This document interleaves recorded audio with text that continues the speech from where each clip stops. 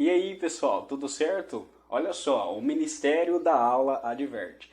Isso aqui não é uma aula para dar detalhes dos conteúdos, tá? Eu vou passar aqui uma revisão de coisas básicas que você tem que saber deste assunto que é este vídeo, tá?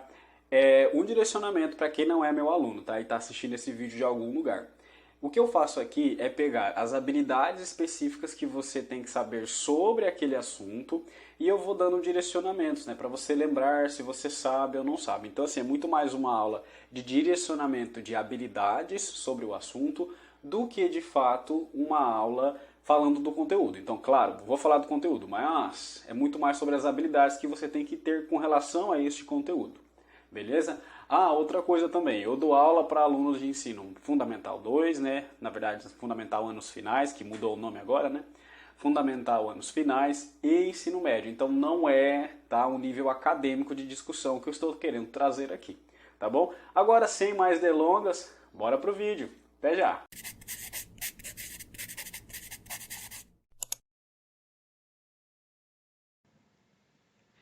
E aí, sociedade, tudo bem? Ó, eu vou tentar falar aqui mais perto da câmera, porque vai dar eco, porque eu estou na escola, como você consegue perceber, né?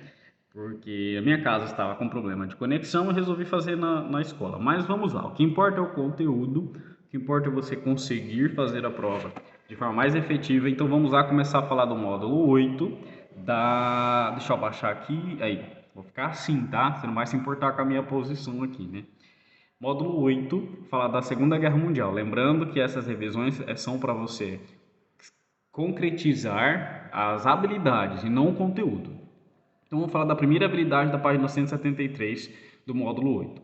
Analisar os principais episódios que antecederam a Segunda Guerra Mundial. Você tem que saber analisar o seguinte. Primeira coisa, a ascensão dos Estados Unidos após a Primeira Guerra Mundial como a potência, né?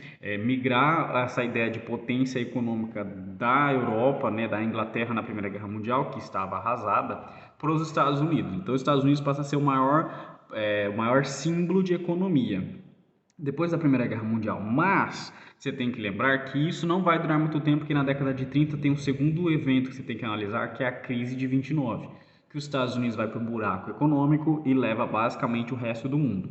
E por que você tem que analisar isso? Que você tem que conectar que é a crise de 29 um dos fatores que faz com que a Europa se aprofunde no totalitarismo, né? Porque a Itália e a Alemanha, que são os dois exemplos que a gente vai usar aqui, né? Eram países que estavam ainda se reconstruindo após a Primeira Guerra Mundial. Os discursos de ódio, né, estão crescendo no sentido, né, ali do nazismo e do fascismo, e a crise de 29 acaba aprofundando ainda mais a crise econômica desses países, principalmente da Alemanha. E aí você vai ter o crescimento desse ideal de estamos nessa economia ruim por conta dos resultados da Primeira Guerra Mundial, tá? Então você tem que entender todos esses processos que vão levar para a Segunda Guerra Mundial.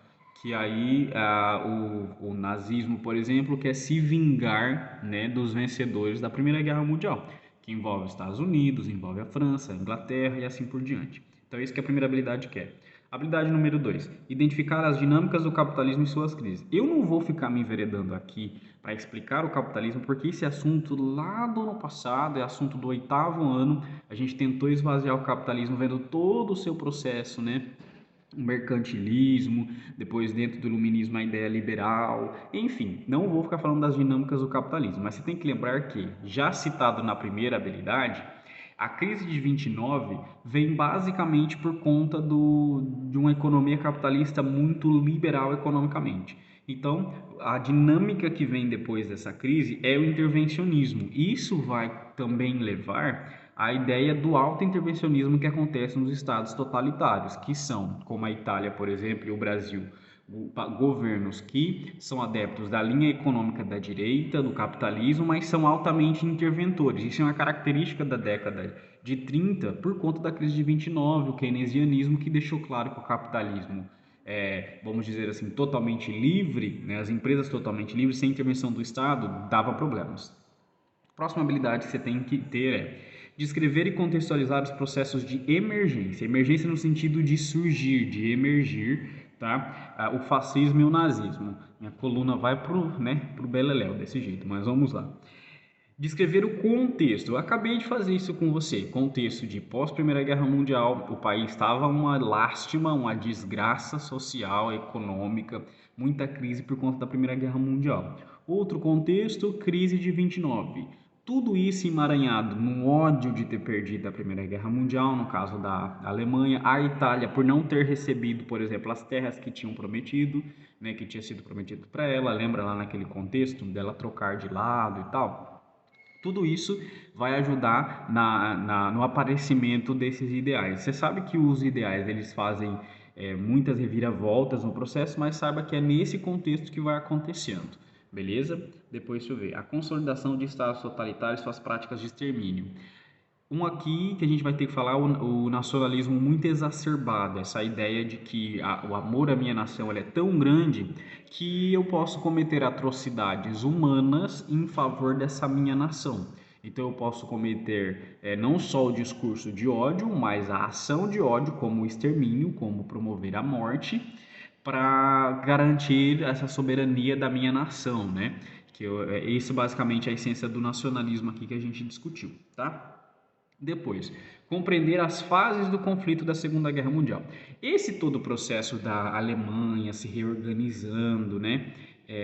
Pausa. Vamos falar então o seguinte: antes de eu passar para as fases da guerra, você tem que lembrar que antes da Segunda Guerra Mundial, a gente analisou que a Alemanha já estava fazendo um movimento, né, uma movimentação em sentido de guerra, de rearmar a Alemanha, né? Enfim, e basicamente ficou aquela questão, né? Mais e a Liga das Nações, né? Mais e as nações vencedoras que tinham que conter esse avanço militar da Alemanha e tudo mais. A gente analisou que uma das teorias que a nossa apostila apresenta é que os Estados Unidos, né, não só os Estados Unidos, mas o lado que venceu na Primeira Guerra Mundial, a Liga das Nações, por exemplo, foi meio que conivente com esse crescimento do totalitarismo europeu, porque ele seria uma barreira natural para os ideais de esquerda do Oriente, ou seja, impediria a chegada desses ideais comunistas, socialistas do Oriente de chegar no Ocidente, principalmente nos Estados Unidos. Então, as fases da guerra, você tem que entender todo esse movimento da Alemanha antes da eclosão da guerra, do começo da guerra, e as fases da guerra você tem que basicamente pensar assim: a ascensão da Alemanha com o ataque relâmpago e depois a queda da Alemanha com a entrada dos Estados Unidos, por exemplo, né, e da traição da União Soviética, que não era bem uma traição assim, lembra-se que era aquele tratado muito, como que eu posso dizer, muito curioso entre a Alemanha e a União Soviética.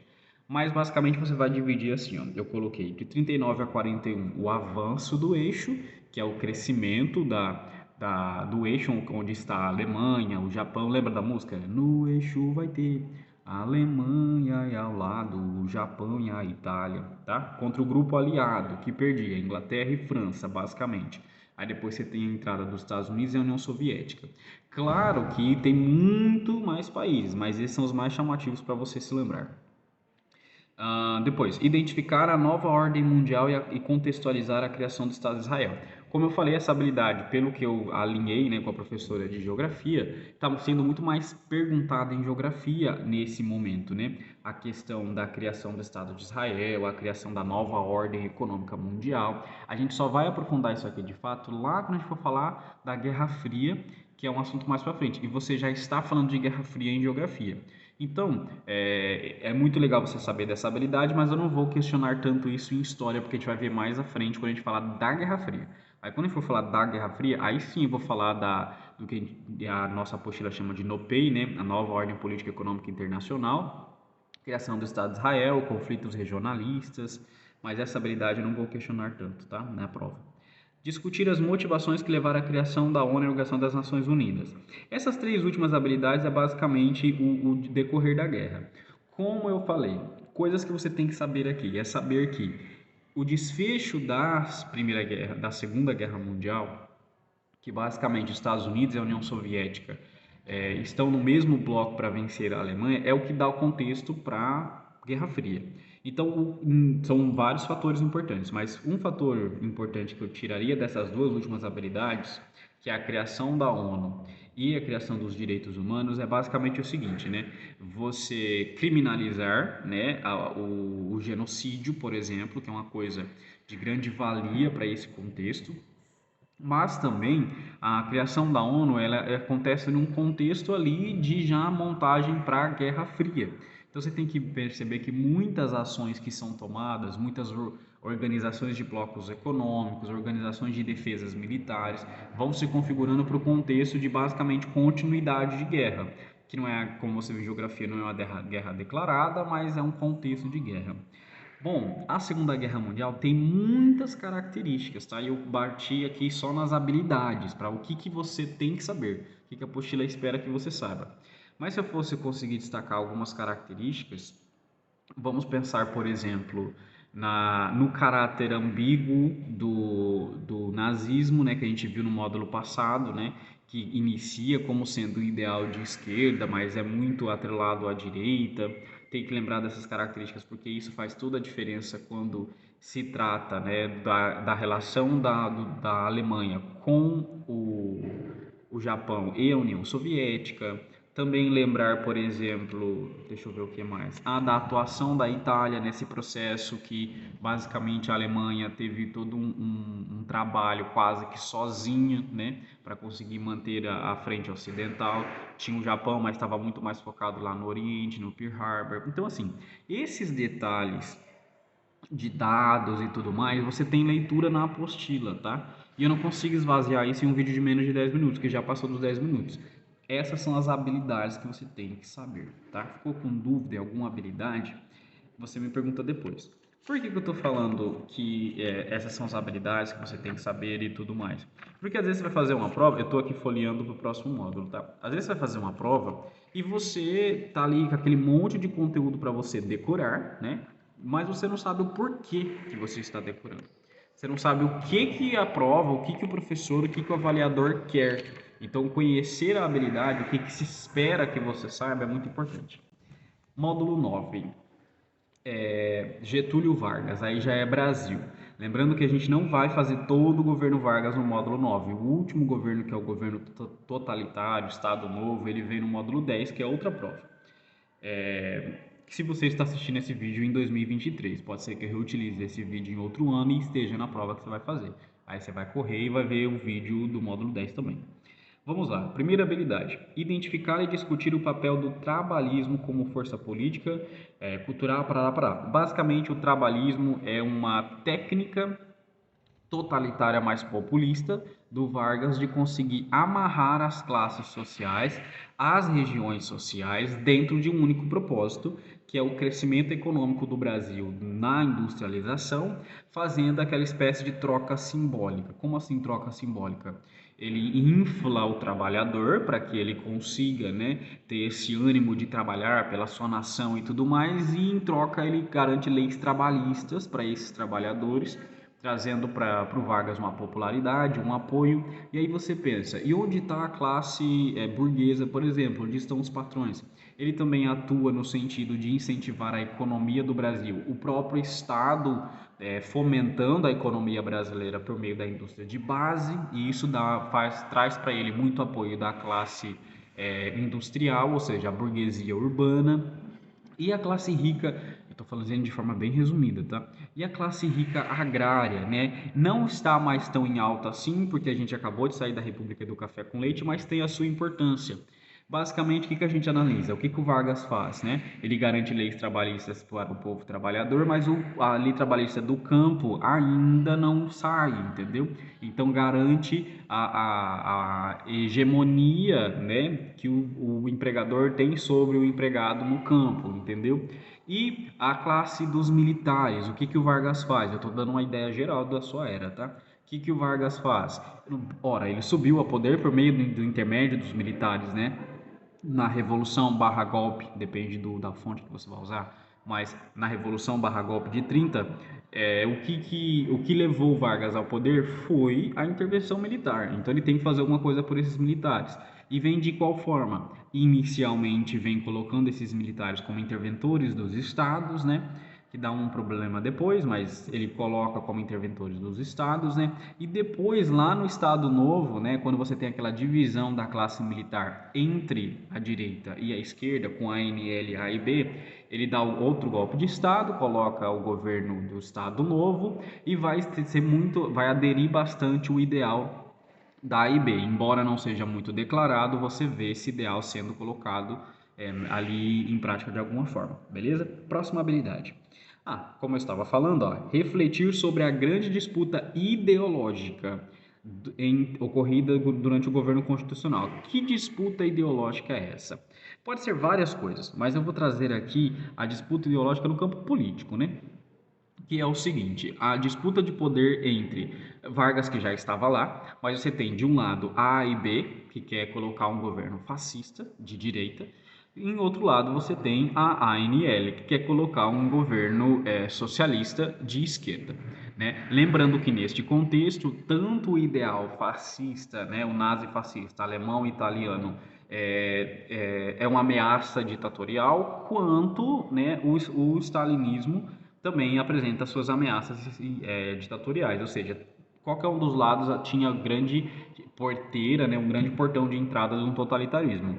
E aí acabou que surgiu o quê? O totalitarismo do Vargas. Então, eu não quero ficar dando teorias e determinismos históricos, mas basicamente o Brasil estava numa, que a gente chama de sinuca de bico, estava fechado de um jeito ou outro, né? O Brasil acabou entrando em um processo ditatorial totalitário, né? Mas vamos então para disputas. A e B, Ação Integralista Brasileira, é uma ação militar, tá? Você tem aí o seu precursor, a sua ideia vindo do Plínio Salgado, né? O nome, tá? Não quer dizer que ele pensou tudo sozinho, mas o nome mais chamativo é o seu Plínio Salgado. Como a sua própria apostila traz, como quem está com a apostila, né, que é meu aluno, eu preciso indicar para a apostila para não ficar uma coisa muito, como que eu posso falar? Muito polêmica, porque história já é polêmica, né? Mas vamos lá. Página 202. A e B, sob o lema de Deus, Pátria e Família, na ação integralista tinha um alinhamento, né, com o fascismo italiano. A gente até analisou o documento que eles expedem, pedindo aqui no Brasil também uma lei que separe os judeus do resto da sociedade, igual aconteceu lá na Itália. Houve esse documento, né, que a gente analisou. Enfim, o que você tem que analisar aqui? Um conservadorismo social dentro do que é uma religiosidade, por isso que eles falam um Deus específico, um tipo de patriotismo específico e um tipo de formação familiar específica dentro da lógica deles, nesse conservadorismo social e também nessa ideia do liberalismo econômico. Como assim liberalismo econômico? Voltada ao ideal capitalista de direita. Isso tudo na sua apostila, tá? Na página 202 para quem está com a apostila e sabe que a apostila aqui é. Então você pode falar que o integralismo é uma ação militar nazi-fascista brasileira muito ligado à extrema-direita da época. E agora você tem a mesma página mais para baixo, a gente vai falar da ANL, a Aliança Nacional Libertadora. Também tem influências externas. A influência externa da ANL é o comunismo internacional da Rússia. Tanto é que eles usam... Chega mais perto aqui que o barulho lá fora está bem grande. Espero que não saia no vídeo. E se sair no vídeo, eu não vou editar, não vou fazer de novo, né? I'm sorry. O ideal internacional da ANL, eles usam o mesmo lema, igual foi usado lá, todo poder aos sovietes, eles usam agora todo poder à ANL, utilizam o lema pão, terra e paz, ou seja, são ideias externas, exteriores, né? Que de um lado você tem a extrema direita, do outro lado você tem a extrema esquerda, que começa a radicalizar o movimento. Aí a apostila fala o seguinte, relacionar a intentona comunista, que é uma tentativa da ANL de instalar o comunismo no Brasil, imaginar essa intentona como a expansão de um imaginário anticomunista. Como assim um imaginário anticomunista? Começa a crescer por meio do governo varguista essa ideia de que o Brasil vive uma ameaça iminente do comunismo e cria-se esse medo do comunismo. Né? Vamos livrar o Brasil do comunismo. Utiliza-se desse discurso para fazer o seguinte, para dar um golpe de Estado e colocar um governo totalitário num regime varguista. Como que o Vargas faz isso? Lembra da musiquinha? O prof explica o que é o plano Cohen. Então, se você está com a sua apostila, você vai olhar a ideia do plano Cohen lá na sua página 205 e você vai lembrar que basicamente a apostila fala, né, a falsa alegação de que havia um suposto plano de ataque comunista. Né, um plano que foi forjado pelo próprio governo para falar assim, tá vendo só, o Brasil sofre a ameaça de um governo comunista. Então, utiliza-se desse medo social do comunismo e tudo mais e implanta-se o governo ditatorial de 35, na verdade de 37, né? Intentona em 35 essa tentativa, o golpe de Estado em 37. A última característica, eu não vou enfatizar porque é para o módulo 10, mas eu quero enfatizar o seguinte, destacar que lá no começo o professor contextualizou todas as características, né? Eu falo durante as aulas, tá? Que você não é meu aluno, infelizmente não vai entender muito, mas dá para você entender o teor. Quando o professor deu as características gerais do governo, o professor também falou dessa tentativa de integrar o ideal nacional, fazendo a queima das bandeiras dos estados. Lembra-se, essa é uma cerimônia que acontece dentro do Estado Novo. Então ele dá essa ideia de um governo total, né, centralizado na figura dele por meio da queima das bandeiras. Então ele demonstra, são essas habilidades. Agora vamos falar de características específicas. Vargas, lembra da música, né? Vargas assume o poder com um golpe, então ele vai ter de 30 a 34 chamado de governo provisório, mas ele fica esse governo na promessa de uma constituição. Em 32, no meio disso aí, acontece a Revolução Constitucionalista, pedindo a Constituição. É muito importante você saber do contexto dessa revolução, para falar do feriado, né, do 9 de julho, a iniciativa paulista e tudo mais, e aí saber que esse processo da Constituição de 34 a 37 ele é bem momentâneo, que é esse processo constitucional que dá abertura para os novos grupos políticos, mas que vão entrar na radicalização. O que vai ter iniciativa em 35 é o lado da ANL, do lado da esquerda comunista. O Vargas, então, né, toma uma reação que é o quê? Suspender essa Constituição e instalando um governo ditatorial em 37. É isso que agora eu vou dar aulas. Tchau!